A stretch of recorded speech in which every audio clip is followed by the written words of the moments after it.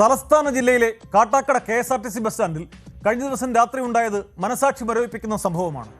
Bus സ്റ്റാൻഡിൽ അഭയം തേടിയ മാനസിക വെല്ലുവിളി നേരിടുന്ന യുവതിയെയാണ് ഒരു നരാധമൻ പീഡനത്തിനിരയാക്കിയത്. ശനിയാഴ്ച പുലർച്ചെ 1:30 സംഭവം. CCTV ദൃശ്യങ്ങളിൽ നിന്നാണ് പീഡന വിവരം പുറത്തറിഞ്ഞത്. കേസിലെ പ്രതി ബ്രൂസിലി ഷിബുവിനെ പോലീസ് അറസ്റ്റ് ചെയ്തു. ഇയാൾ നിരവധി ക്രിമിനൽ കേസുകളിൽ പ്രതിയാണ്. രാപ്പകൽ ഭേദമന്യേ നിരവധി ആളുകൾ എത്തുന്ന ബസ് സ്റ്റാൻഡുകളിൽ പോലും സുരക്ഷയില്ലെന്നത് ഏറെ ആശങ്കയുയർത്തിയിട്ടുണ്ട്.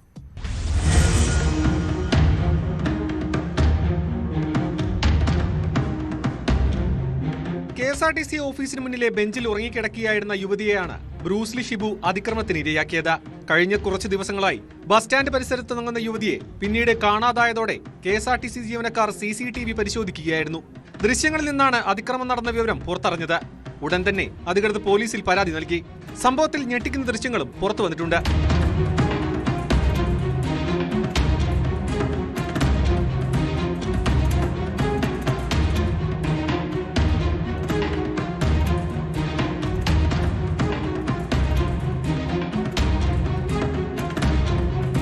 പ്രദേശത്തെ പ്രധാന ലഹരി ഇടപാടുകാരനായ ബ്രൂസ്ലി ഷിബു കഞ്ചാവ് വിൽപ്പന ഉൾപ്പെടെയുള്ള നിരവധി ക്രിമിനൽ കേസുകളിൽ പ്രതിയാണ്.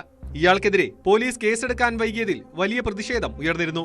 ബസ് സ്റ്റാൻഡിൽ പോലും മതിയായ സുരക്ഷിതത്വമില്ലാത്തതും പ്രതിഷേധത്തിന് കാരണമാണ്. അതിക്രമത്തിന് ഇരയായ യുവതിയെ പോലീസ് കുറുതങ്കോട് തണൽ ഷെൽട്ടർ ഹോമിലേക്ക് മാറ്റി.